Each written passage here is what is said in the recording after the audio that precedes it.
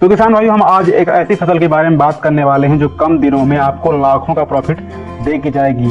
कम से कम दिनों में आप इसमें अधिक से अधिक मुनाफा कमा सकते हैं। तो नमस्कार किसान भाई, स्वागत है आप सभी का हमारे YouTube चैनल में। चलिए शुरू करते हैं। तो किसान भाई, आज हम बात करने वाले हैं मूरी की खेती में।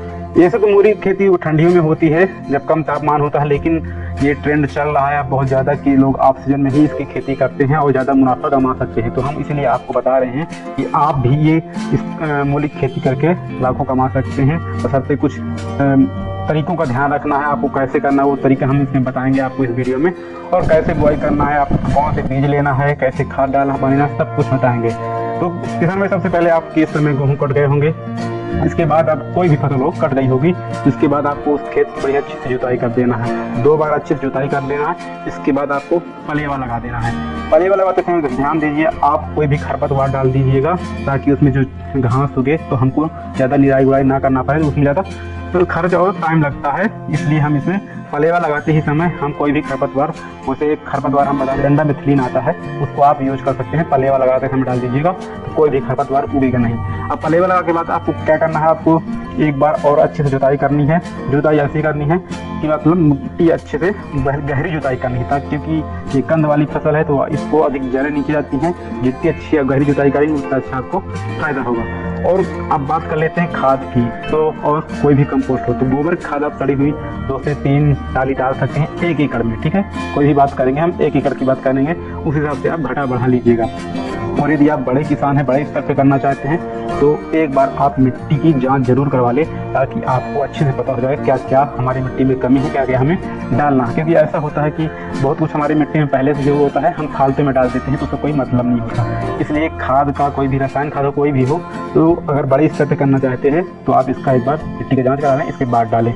और एक स्टैंडअप फार्म तो ये भी है, 30 किलो DAP डाल दें, 50 किलो पोटास और 25 किलो कैल्शियम नाइट्रेट और 25 किलो यूरिया का प्रयोग आप कर सकते हैं। एक स्टैंडअप फार्म है, लेकिन हमारी मिट्टी की उपजाऊ क्षमता अलग अलग होती है। भूमि का आपको इस प्रकार से चयन करना, भूमि आपकी जितनी बलुई और रेतीली मिट्टी होगी उस हिसाब से उसमें ज़्यादा उपजाऊ होगी।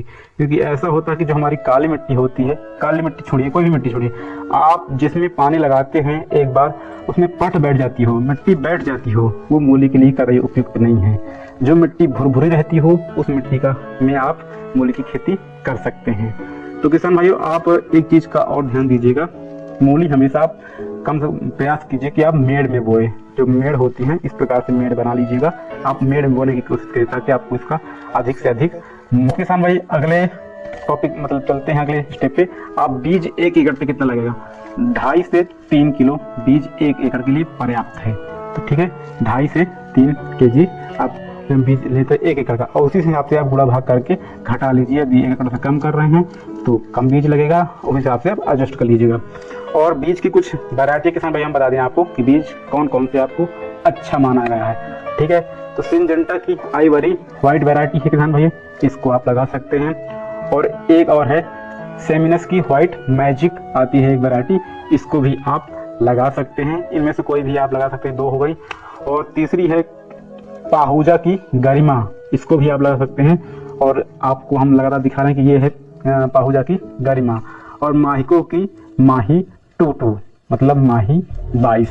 तो ये कुछ वैरायटी हो गई जो अच्छी हाइब्रिड वैरायटी हैं, अच्छा उत्पादन देती हैं, जिससे आपका काफ़ी अच्छी आमदनी हो सकती है। बना लीजिए और 2-3 फीट बीच में मक्का बो दीजिए, ताकि मक्का जल्दी से बड़ा हो जाएगा। तो इसको अगल बगल से छांव देगा, तो हमारी जो लू चलती है मई जून की या अप्रैल में, अभी तो बोएंगे, लास्ट अप्रैल तक टाइम है इसका, तो बो दीजिएगा।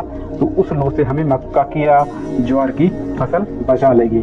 तो किसान भाई, ये रहे हमारे कुछ तरीके, वैज्ञानिक तरीके से आप करेंगे तो अच्छी खासी इनकम कर सकते हैं। तो किसान भाई, ये वीडियो आपको कैसा लगा कमेंट करके जरूर बताइएगा। और इस प्रकार की खेती संबंधित वीडियो देखने के लिए हमारे चैनल को सब्सक्राइब कर लीजिएगा। चलिए मिलते हैं अगले वीडियो में, तब तक के लिए राम राम।